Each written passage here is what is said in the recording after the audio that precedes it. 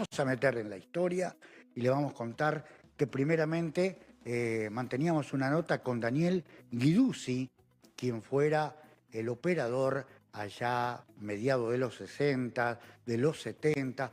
Muy joven era Daniel y bueno, hacía ese trabajo. Y también a renglón seguidos estuvimos visitando a un artista, un pintor por excelencia, como es el señor Roberto Capdevila, y él se encargaba de hacer las marquesinas a mano, pintar con solo una semana de diferencia entre un estreno y el otro. Pero no demoramos más, nos vamos a la nota para que ustedes la disfruten y conozcan la intimidad misma de este ex Cine Teatro Ópera. La compartimos. Sí, buenas noches a todos. Sí, realmente para mí fue un orgullo trabajar en el Cine Ópera, cuando realmente era Cine Ópera, que se inauguró el 16 de marzo de 1957. Yo comencé a trabajar en el año 63, yo tenía 13 años, en ese tiempo trabajaba en Silos García. Estaba terminando la primaria y bueno, tenía un amigo conocido, Mario Kraser, que me enseñó a pasar películas. Yo quería trabajar y bueno, ahí trabajé unos cuantos años y hasta que lamentablemente, aparte de trabajar en el Cine Ópera, yo era bombero voluntario. Y muy joven. 13 años, sí. De 13 años comencé a pasar películas. Y bueno, Seguramente, Dani, también, aparte de lo que me decís que pasás películas, y hablando de pasar películas, vos bien recordarás la cantidad de y las funciones que se hacían, porque comenzaban los continuados, trasnoche y demás. ¿Recordás algún estreno en particular? mira, no recuerdo estrenos. Estrenos eran... el Cine Ópera trabajaba simultáneo con Buenos Aires. Sí. Todos los estrenos de Buenos Aires estaban acá, al mismo tiempo. Al mismo tiempo. Al mismo tiempo. Una gran película que me acuerdo, Al este de Krakatoa. Sí, que la fuimos a ver. Sí, hermosa película. Dani, ¿cómo era el trabajo en sí de operador de pasar película en aquel entonces? Y el trabajo era sencillo, sencillo. Uno cuando le toma la mano a las máquinas, vos ya lo haces automáticamente las cosas, ¿no? Pero siempre me gustó, siempre tuve responsabilidad en cuanto a los horarios y todo eso. Así que, y bueno, esas máquinas trabajaban con carbón. Con carbón. Que las tengo ahí arriba del escritorio, no sé si lo querés ver. Sí, ya lo vamos a ver, por supuesto. Son dos carbones, uno positivo, uno negativo, donde vos lo unís, ¿cierto? La máquina cerrada, vos lo unís y eso larga un fuego, quizás el doble de una soldadura eléctrica. Quizás el doble de una soldadura eléctrica. Como tiene un espejo, eso va por donde pasa la película, que es la que te ilumina la pantalla. Notable, ¿eh? Es un detalle enorme para aprender, ¿no es cierto? ¿Y por qué venían a veces que decía se corta la película? Porque sí, realmente se cortaban. Sí, ¿Por qué sucedía eso, Dani? Porque a veces vienen falladas las películas. A veces vienen un poquito, un ojalillo que viene fallado, ya de la máquina, el cuadrito ya te pasó torcido. Y por ahí pasa y por ahí ya te corta. Y ahí se producía el corte. Ahí se producía el corte, pero era rápido porque volvías a enhebrar la película y seguía. A ver, ¿el operador contaba de un par de máquinas, una sola o dos? Dos máquinas. Dos máquinas. Dos máquinas. Sí. Teníamos, la película generalmente trae 10 rollos, ¿cierto? 1 hora y media, todo depende de la duración de la película. Entonces nosotros íbamos poniendo rollito en una máquina y mientras esa trabajaba y pasaba la película, nosotros íbamos enhebrando la otra máquina. ¿Sí? Cuando ya terminaba automáticamente teníamos una marca, la película, y largábamos con la otra que ni se notaba. No, es imperceptible, obviamente, Ni los se que hemos notaba. ido al cine. Ni se notaba. Entonces volvía a hacer el mismo trabajo. Mientras pasaba la película acá, cambiabas el rollo de la otra máquina. Y, digamos, las máquinas que vos operaste, ¿siempre fueron con carbón o cambiaron después técnicamente? No, las que yo manejé siempre fueron con carbón. Ujú. Después salieron las linternas a lámpara, que esas no las conocí.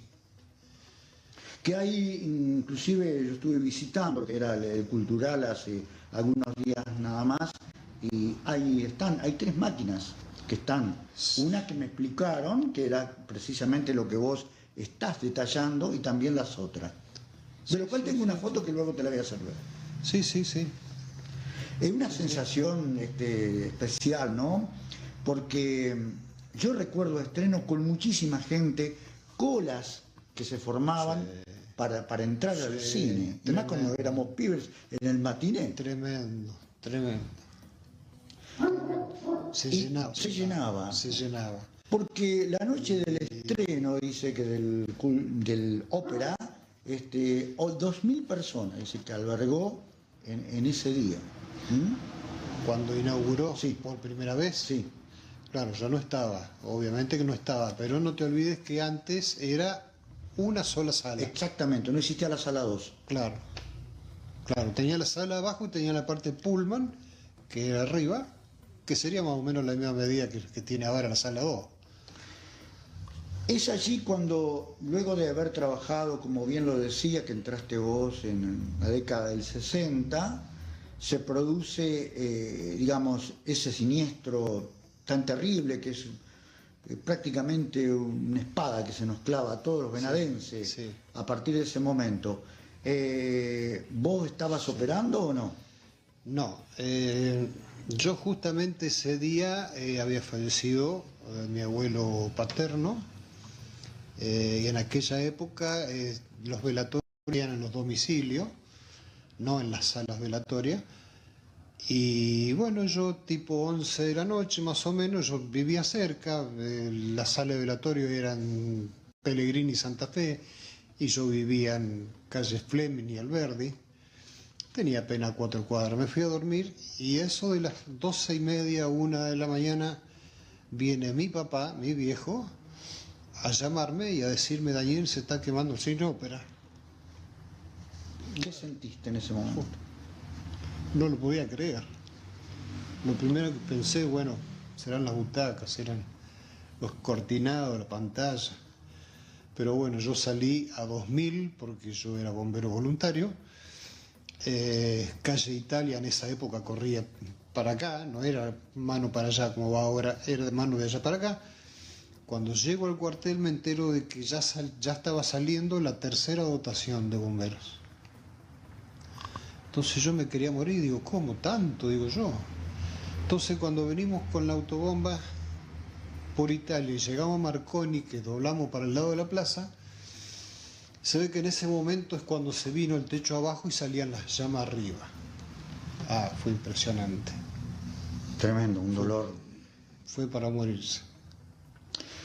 Bueno, obviamente que fue apagado el incendio, pero desde ese instante para vos, luego, ¿volviste a operar en algún otro cine?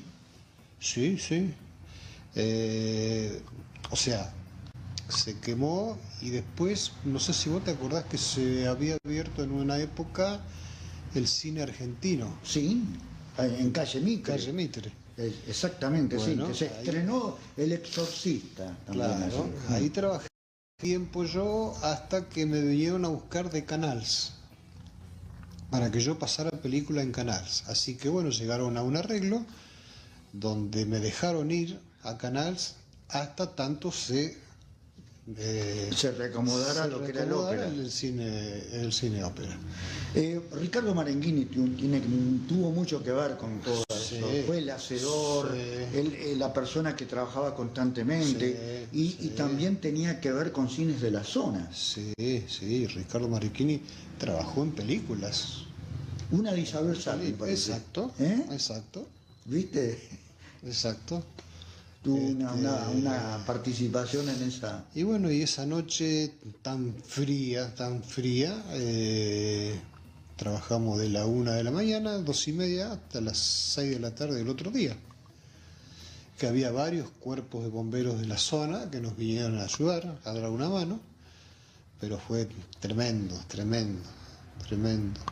Vos trabajabas arriba del pullman y se te movía todo.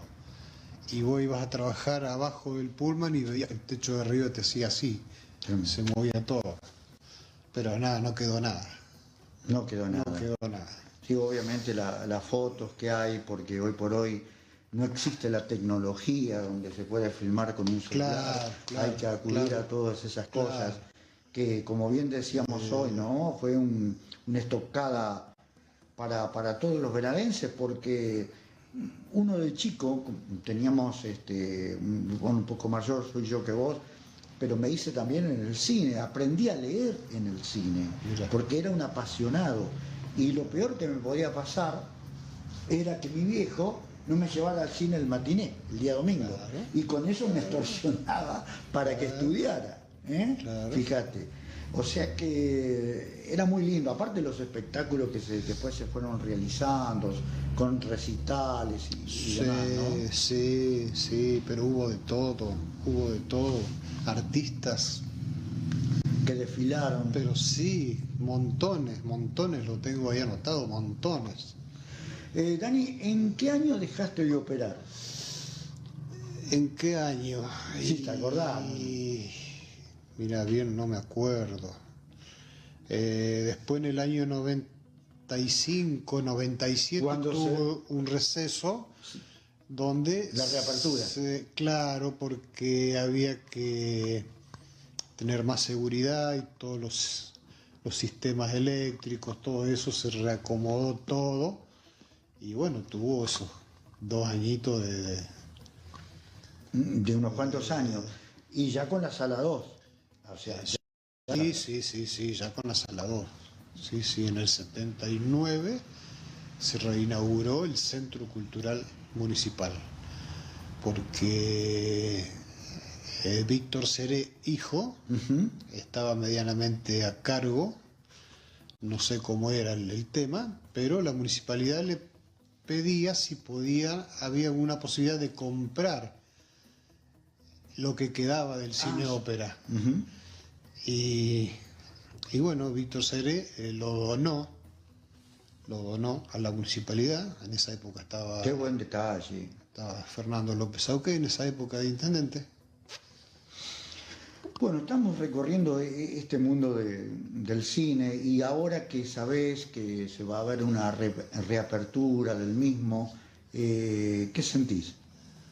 Que siento mucha alegría porque siempre me apasionó. Y te soy sincero, me gustaría volver a estar. Ah, qué bueno. No, sería aparte reencontrarse con eso y parte de la gente que estuvo en los comienzos. Sería algo maravilloso.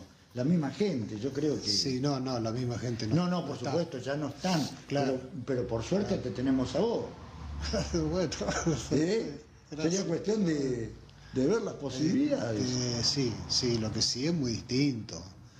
Muy distinto. Hay un contrato con la máquina del Inca. Hay una máquina tremenda, pero tremenda máquina, que todo es perfecto que tenga esa máquina, te lo arreglan con un celular desde Buenos Aires. Fíjate vos. Sí, notable, sí. Y la tecnología va cambiando, obviamente. Ya no son las películas, los rollos, todo eso. Claro. Todo eso que no nos podemos olvidar, porque son parte de la esencia del cine. El cine era eso. El cine era también, yo recuerdo, ir a los barrios y me acuerdo que pasaban películas con una camioneta, una máquina del cine, y estar allí, verlo, era algo que nos llamaba la atención, ¿no? Claro, y bueno, nosotros teníamos descanso los días miércoles, si no me equivoco. Empezábamos los jueves, viernes, sábado noche tras noche, domingo, matiné, familiar y noche. Y bueno, y así sucesivamente. Dani, no sé si querés agregar algo, pero realmente nos llenaste o sea, de alegría, de esta reminiscencia, ¿no? De cine, teatro, ópera, y también de paso aprender técnicamente detalles que uno no conoce, que sí se imagina el proyector, pero no sabe un poco la interna de lo que Claro, claro, no, yo tengo ahí alguna foto para mostrarte, o vos has visto si fuiste, la máquina que hay ahora. Sí, sí, estuve, hace días nada más. Te caes de espalda. Sí, sí, sí. ¿Vas a ir a visitarlo, a las obras, Sí. o vas a ir ya cuando esté? No, no, sí voy a ir, a veces voy, a veces veces con el amigo Remo Di Carlo voy. Me invita y voy y miro y curioseo y veo, y todavía hay cositas que yo dejé de esa época. Por ejemplo, dos estantes donde guardábamos los engranajes, los lentes de las películas, todo eso, de las máquinas. Y están ahí. Y están ahí. Bueno, Están ahí. La verdad, de reencontrarse con esas cosas que a lo mejor para muchos no tiene importancia, pero son de algo muy, Sí. muy adentro, ¿no? Dani, gracias por este aporte que nos ha brindado a través de un poco de esta reseña. Roberto Capdevila, esta conversación.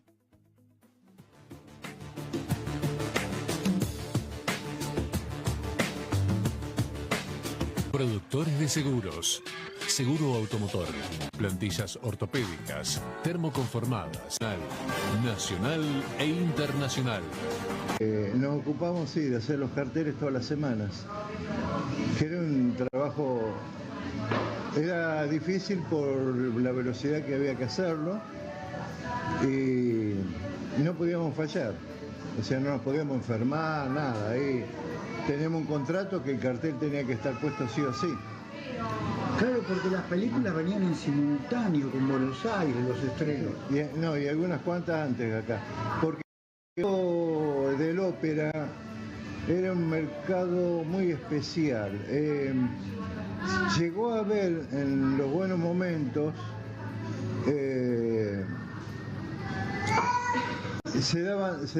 tenía horarios. A la mañana tenía 2 a la tarde, tenía otra función a las 9 y otra función de trasnoche, o sea, y por lo general siempre lleno. Lleno total, la sala lleno total. Sí. Y también para destacar el matiné, ¿no? Porque los chicos, cada vez que había un estreno, y yo recuerdo, porque era Purretti, tengo algunos años menos que vos, películas como la de James Bond, por ejemplo, y hacías esas marquesinas con el agente 007, y la de Cowboy o del Oeste. Sí, sí. La primera de Vaqueros, que después se le llamó que era con Juliano Yema, fue la primera, $1 marcado fue.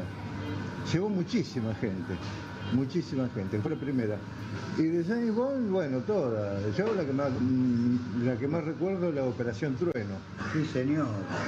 La Operación Trueno, que el cartel tenía 11 metros de largo por 5 de alto. Estaba hecho en 4 secciones, con especie de rompecabezas, que cuando había que juntarlo tenía que coincidir porque la figura cubría todo. Entonces eso tenía que encajar como un rompecabezas. Y tenía un espacio muy chico para trabajar.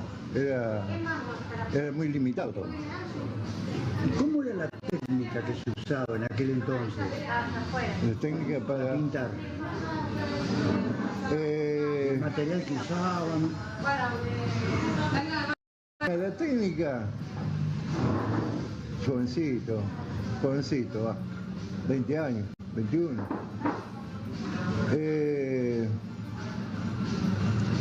En el primario me habían enseñado a ampliar un dibujo con la cuadrícula. El sistema de la cuadrícula, vos cuadriculabas el dibujo, después cuadrícula la hacía 2 o 3 veces más grande en un papel y copiabas por dónde iban las líneas. Ese sistema fue el que me sirvió a mí para ganar mucha plata, porque en el momento que comenzó la aventura esta del cine, yo trabajaba en el diario La Capital, Iturrapy San Martín.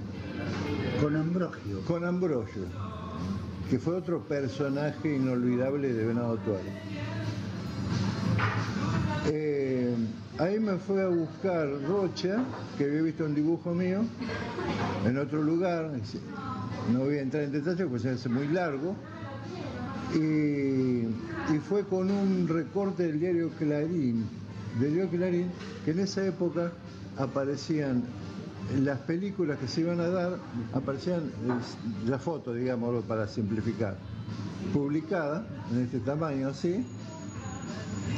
Y va con eso y me dice, mira, te vengo a ofrecer trabajo, porque yo sé que vos podés dibujar, yo necesito un dibujante, y cuando yo le pregunto qué es lo que tengo que hacer, él saca del bolsillo, él era pintor de brocha gorda, pintor de paredes. Pintor de casa, digamos. Pintor de casa, hijo de un tal Rocha que era muy famoso, pintor de casa también. Él había aprendido con el padre a hacer las mezclas, los colores. Entonces saca del bolsillito así, de la camisa saca el aviso de Clarín y me dice, esto lo tenemos que hacer en 5 metros. Entonces yo lo miré, primero que en esos avisos no se ve nada, son todos puntitos, no se ve nada. No hay detalle, no hay nada. Para hacer escalas y demás. Claro. En principio yo le iba a decir, no se puede, de acá no se puede sacar nada, bueno, se ve. Pero se me ocurrió preguntarle, ¿cuánto pagan? Y me dijo una cifra que, no sé, era un sueldo importante, digamos. Interesante para eso. Pero no, más que interesante. Era un sueldo de, no sé, de un gerente, una cosa así, por cartel. Tengo que repartirlo. Y cuando me dijo la cifra, lo vuelvo a mirar y se me... Bueno, cuando lo miro de vuelta yo pensé, ¿cómo voy a hacer para ampliar esto? ¿Cómo hago para ampliarlo? Y me acordé de la cuadrícula automáticamente. Entonces la miro y le digo, bueno, dale. ¿Cuánto voy yo? Vamos al 50%, de acuerdo. Y bueno, le digo, entonces déjame 2 o 3 días para arreglar con Ambrogio para irme. No, dice, esta tarde empezamos. Entonces esa misma tarde fui al cine, la primera vez que entro al cine, y ahí me muestran los paneles. Y bueno, yo era muy cara dura, encaraba cualquier cosa. Y le digo, bueno, lo vamos a empezar. Y así empecé, sacando el primer aviso que era de una película que La Gran Batalla se llamaba, que era en el oeste norteamericano entre indio y soldado, una cosa así. El Gran Combate. El Gran Combate. Y bueno, y lo encaramos. El primero me costó muchísimo hacer, porque yo lo tenía que dibujar y pintarlo, pintamos los dos. Yo era responsable del dibujo. Y ese primer cartel tuvimos un problema, bueno, el problema lo creé yo. El cartel ya estaba pintado, estaba en el suelo, estaba listo para poner, y había una lata de 20 litros de pintura amarilla, estaba abierta, y yo paso, pateo la lata y la lata cae sobre el cartel y tapa el cartel. El cartel había que poner al día siguiente. Por Dios. Entonces yo dije, me voy a mi casa. Ya estaba pintado. Me voy a mi casa, digo, no, me voy a mi casa, no era mierda. Y Rocha, que era un tipo de gran paciencia, agarró un tarro grande, una pinceleta, y empezó a levantar, sin decir nada, empezó a levantar la pintura, a poner dentro del tarro, y dice, ahora vamos a esperar que se seque y lo empezamos de vuelta.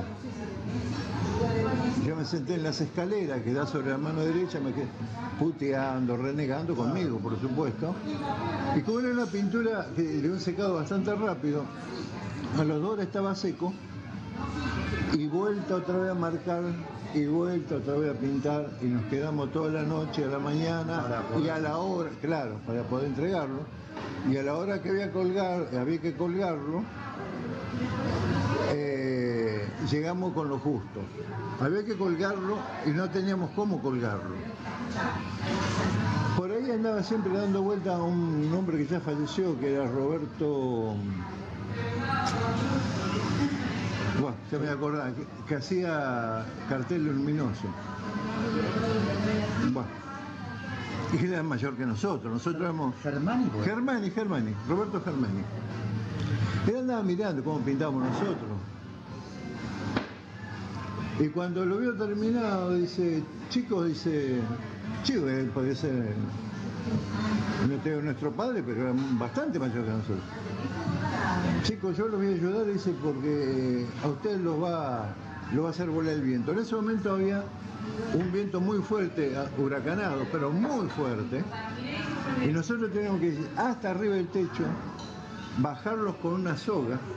Tremendo trabajo. Desde arriba para abajo, y abajo tenían que haber alguien que lo apoyara y lo empezara a atar. Cuando empezamos a bajar el cartel, por el gran viento que había, envuelto por de abajo, y queda a la altura que estábamos nosotros, que era arriba de todo, queda el cartel a la altura nuestra, así, flotando. Hasta que un hueco de viento lo hace bajar, pero el cartel, como era entre el viento y el peso del mismo cartel, era mucho el esfuerzo que teníamos que hacer, nos tiró para adelante, casi nos matamos. Quedamos apoyados contra la orilla de la pared, poniendo los pies ahí, y gracias a Germani, que era un hombre corpulento, fuerte, grandote,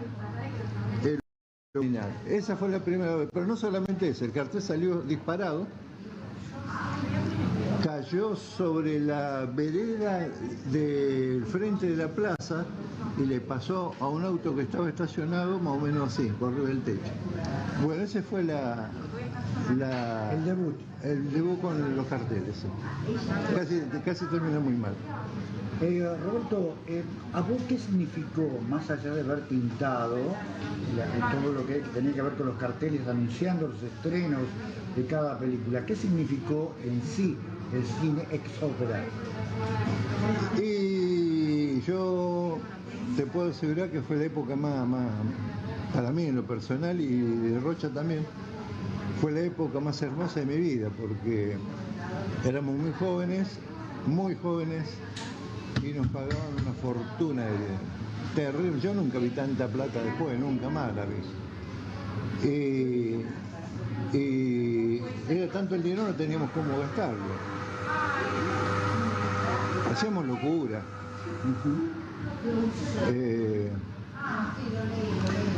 Hacíamos locura con el dinero. Así fue pasando el tiempo, ¿no es cierto? Sí. Hasta que viene, bueno, una noche muy triste para todos los venadenses, que se incendia el cine. Pudo haber sido peor. ¿Recordás algo de aquella época? ¿Sabés algo? Sí, sé. ¿Qué podés aportar? Sé porque se me quemó a mí así. ¿A vos? Sí. Una forma de decir. Ya Rocha estaba trabajando para la misma empresa, pero trabajaba ya en La Plata y Buenos Aires, y yo me había quedado en Venado. Y no sé por qué razón, no me acuerdo, por qué razón, tuvimos que ir a pintar al escenario. El escenario, que era mucho más grande que el lugar que habitualmente usaban para pintar. Y A mí me ayudaba un hombre que se llamaba Romero, que también era pintor de Concha Gorda. ¿Eh? Pintor de obra, exactamente. El Negro Romero. Que la ayuda del Negro Romero era fondear, tapar todo con fondo, después mantener los pinceles limpios, las latas, bueno, todo lo que yo no debía hacer para no perder tiempo lo tenía que hacer el Negro Romero. Aparte el Negro le gustaba mucho contar cuentos, cantar y todas esas cosas. Un personaje. Era un personaje. Sí. Y cuando el Negro me veía que yo cabeceaba así que tenía sueño, zapateaba, cantaba, contaba cuentos, gritaba, me hacía cosquillas, todo para que no me duerma. Esa es la función del Negro. Entonces vamos con el Negro a la parte del escenario y nos empezamos a acomodar. Y yo le digo, buscando las luces que tenemos arriba. Le digo, bueno, Negro, vos andás bajando las palancas, yo te digo cuál queda prendida y cuál no. Claro, en el tablero principal. En el tablero del principal que estaba a la izquierda. Entonces el Negro bajaba la palanca y decía, no, esa no, porque está muy lejos. Esta no, esa sí, deja esa. No, esa no, esa sí. Pues había muchas luces arriba, pero estaban todas fijas. Entonces, cuando viene el Negro, me dice, Roberto, vos sabés que hay una palanca que yo bajé y sentí un ruido y miré y vi como una chispa que corría, porque detrás del panel, entre la pared y el panel que era de mármol, había un espacio así. Y por ahí pasaban los cables que iban al techo. Entonces, él baja una palanca, escucha ruido, mira para atrás y ve que por el cable corre una chispa para arriba. Baja la palanca y cuando viene me dice eso. Yo bajé una palanca, escuché un ruido, miré y vi una chispa para arriba. Y le digo, ¿vos recordás cuál es la palanca? Sí, me dice, sí. Bueno, vamos. Decime cuál es la palanca. El Negro baja la palanca, esta dice. Baja la palanca, se siente el ruido y corre la chispa para el recircuito. Sí, nosotros no sabíamos. Le digo, bueno, marcala con algo, con pintura, con algo. Bueno, cuando yo dejo, no dejo de pintar, si no me tomo un descanso, escucho que en la parte de adelante, aparte de la administración, había gente. Entonces me bajo, voy para adelante y hablo con Miguel Krasser, que era el encargado del cine. Le digo, Miguelito, mira, ahí tenemos un problema que posiblemente sea un cortocircuito, porque el Negro le conté la historia. El Negro baja palanca, etcétera, etcétera. Entonces me dice, marquen con una cinta de cable con inconvenientes. Sí, con una cinta de eso que usan los electricistas, esa roja, ¿viste? Que a la tarde, cuando venga el responsable del mantenimiento, que era un empleado que trabajaba en la cooperativa eléctrica, por eso iba a la tarde, que se encargaba de toda la parte eléctrica, yo le aviso. Hasta ahí la historia mía con Miguel.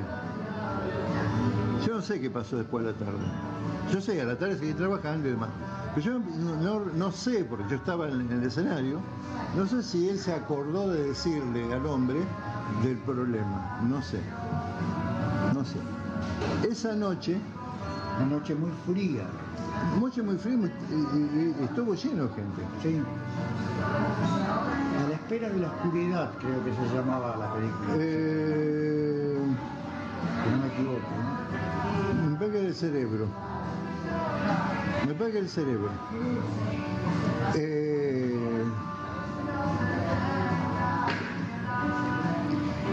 Fue una... O sea, hubo función normal. No, hubo una función normal, pero lleno total.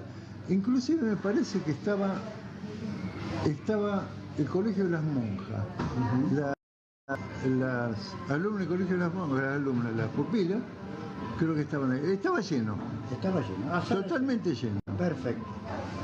Termina la función. Yo vuelvo, pinto un par de horas más, me voy a mi casa. Yo por lo general me quedaba a dormir ahí. Me quedaba a dormir en la parte de abajo de los camarines. Los camarines era un lugar que estaba muy cómodo. Tenías baño, tenía todo. Y esa noche se me dio por irme a mi casa a llevar la ropa para lavar. Yo hacía unos días que me estaba quedando y esa noche se me daba por llevar la ropa para lavar a mi casa. Y me fui por eso. Si no me hubiese quedado abajo, hubiese muerto por el humo, por el fuego. ¿Qué pasó en realidad? La parte de arriba, cuando vos mirabas de abajo, el cielo raso era todos con luces que simulaban, no sé si vos te acordás, el techo era muy alto, eran como todos como estrellitas. Esas lámparas eran las que el que mantenía la parte eléctrica tenía que subir y cambiarlas desde arriba. Un trabajo enorme. Terrible laburo. Ahora, ¿cómo hacía? Sobre el cielo raso había todo un entretecho que era todo de madera, que era por donde vos el que tenía que cambiar la lamparita tenía que caminar. Tenía que caminar ahí, que era todo de madera, de tablones de madera, todo de madera, todo. Lo que yo supongo que las chispas que nosotros vimos, que fue para arriba, que iban para arriba las chispas, fueron prendiendo fuego las maderas, esas maderas, porque sobre esa madera estaba toda la parte eléctrica. Exactamente, no había protección como ves actualmente. No, nada que ver. No había nada que ver, nada que ver. Los cables estaban forrados como con una tela, me acuerdo. Sí, cable de tela antiguo de los 70. Sí. Eso seguramente, por lo que pasa después, supongo, seguramente se prendió fuego. Se prendió con la gente que estaba adentro ya estaba adentro la gente. Porque eso explota creo que a las 2 de la mañana, una cosa así. Exactamente, en horas de la madrugada. Sí. Había un Fontana, me parece que uno de los Fontana que era, después te voy a contar lo de los Fontana, que era taxista. Eso seguramente se prendió fuego y la presión del calor produjo la explosión que después hay una foto, no sé si vos viste. Sí, totalmente, he visto muchas fotos. Es como una explosión. Exactamente, hace que el techo se derrumbe. Explota así. Cuando yo llego, pues yo me entero por el T29, curiosamente me entero, yo llego, yo conocía otras entradas que no eran por delante, estaban los bomberos, había gente, estaba lloviznando, estaba frío. Yo entré por otro lugar que no me vio nadie y terminé en el escenario. Cuando miro para arriba, no había nada.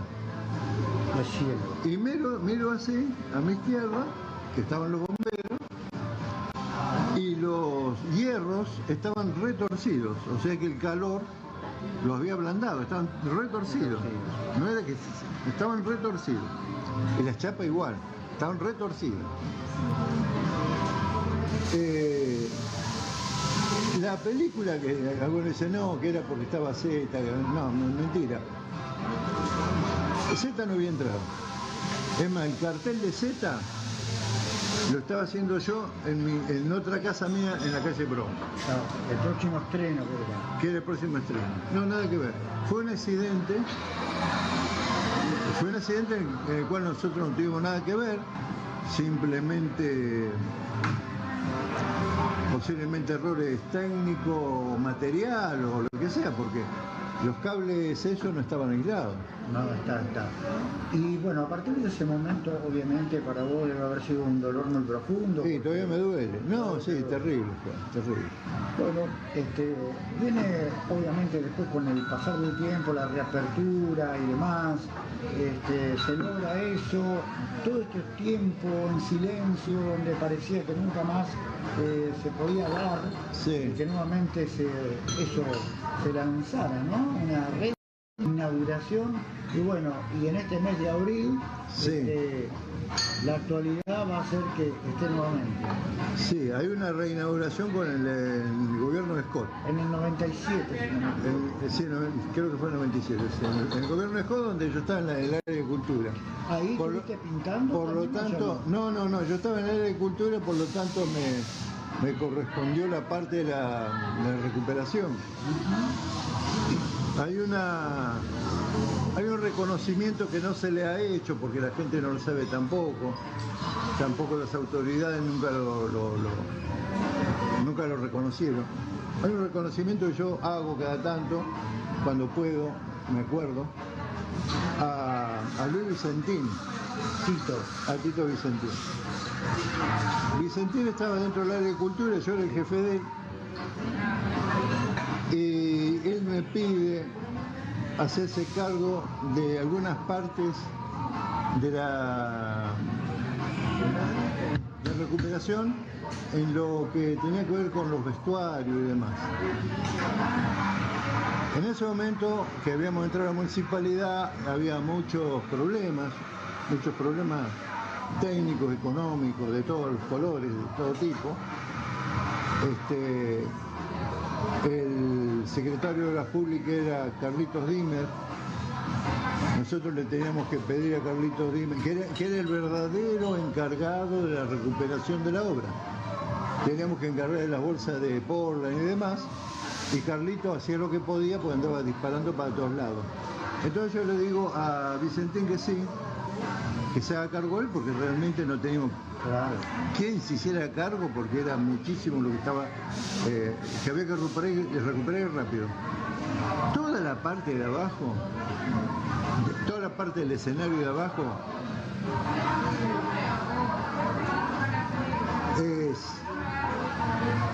y la parte del escenario de la sala de arriba, todo es obra de Vicentín.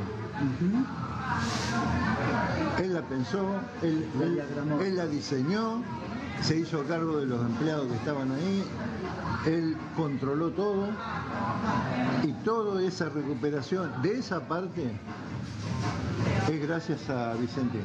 Que es la sala 2. Que es la sala 2. Sí. Bueno, y llegamos a esta época. Y llegamos a esta época actual que obviamente ya se van a ir enterando cómo está la gente. Sí.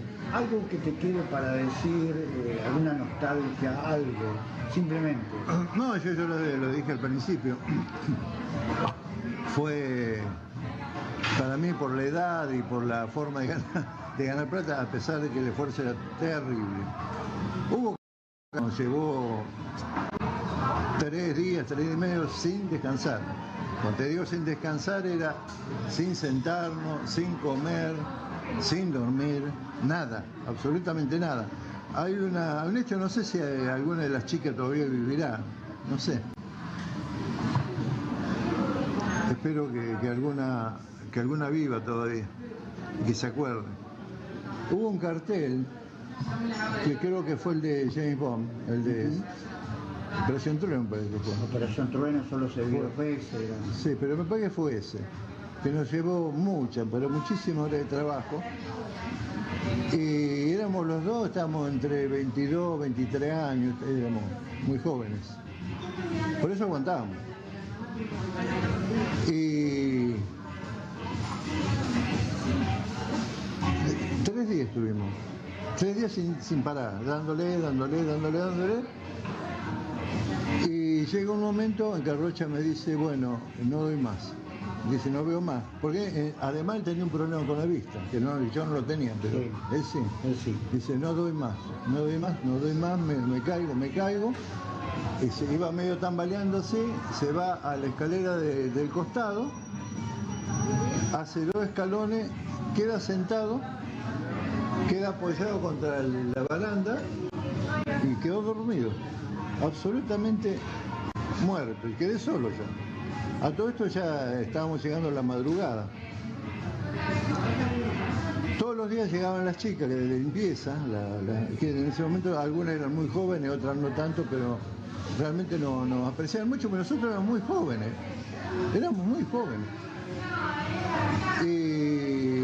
cuando yo no aguanté más, o sea, terminé la última, no limpié más los pinceles, dejé todo ahí, fui caminando, esto en la sala de arriba, en la sala de arriba ahora, en aquella época el Pullman, la parte de arriba. Me fui, me senté, puse los pies sobre la baranda, puse los pies ahí y me dormí. Me quedé frito. Me desperté más o menos a las 3 de la tarde y yo a las 3 de la tarde tenía una mantita puesta arriba, al lado tenía gaseosa fresca y una bandejita con comida. Eso nunca, creo que lo agradecí, lo agradezco eternamente, porque fue una cosa más dulce y más tiernas de esas mujeres hacia nosotros. Porque a Rocha lo llevaron dormido, lo sentaron, hicieron lo mismo. Le pusieron las cosas al lado, lo taparon con una mantita y cuando nosotros nos despertamos, ellas ya no estaban, se habían ido y nosotros teníamos para una gaseosa fresca y la comida al lado. En realidad fuimos muy felices todos, te puedo asegurar que todos, porque era más que una familia.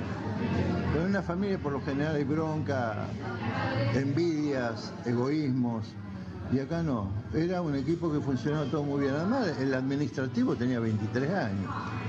Como usted, un poquito más. Era como nosotros, Miguel era como uno más de nosotros, y los demás eran más chicos. El mayor de todo era don Rodríguez que era el contador que trabajaba en la DGI, que después fue el suegro de Scott, creo que fue el suegro de Scott. Él es el hombre mayor, el único hombre mayor. Los demás éramos todos chicos, Un grupo de jóvenes al servicio del arte y del cine. Y nos llevábamos muy bien. Cada cual cumplía su función, nadie tenía envidia. Nosotros ganábamos muchísimo más que los otros, pero no había envidia. No había envidia. No había envidia, no había egoísmos y había un reconocimiento entre nosotros A la labor de cada uno. Yo te estoy diciendo, mirá a las chicas estas que limpiaban, pero siempre tienen una atención con nosotros. Cuando nos veían, nos traían un té, nos traían un café, nos dejaban, no nos molestaban, decían, Roberto, hoy tenés el café, Alberto, hoy tenés el té. Pues nosotros no parábamos, éramos máquinas. Roberto, bueno, se viene la reapertura, ¿vas a ir? Sí, voy a tratar de estar, sí. ¿Vas a estar? Sí, voy a tratar de estar. Yo quiero agradecerte por este aporte para recordar esa época de oro de Venado Tuerto, con un cine al cual amamos todos. Sí, por favor. Así que gracias por esto, por tus palabras y bueno, que siga en el nombre del cultural, como se va a llamar ahora, Sí. pero quedará el ex cine ópera y de esta manera que nosotros lo estamos recordando, no quedará en la niebla cerrada del recuerdo. Yo te agradezco esto porque es una de las pocas cosas que suma a la leyenda de este edificio. Gracias, Roberto.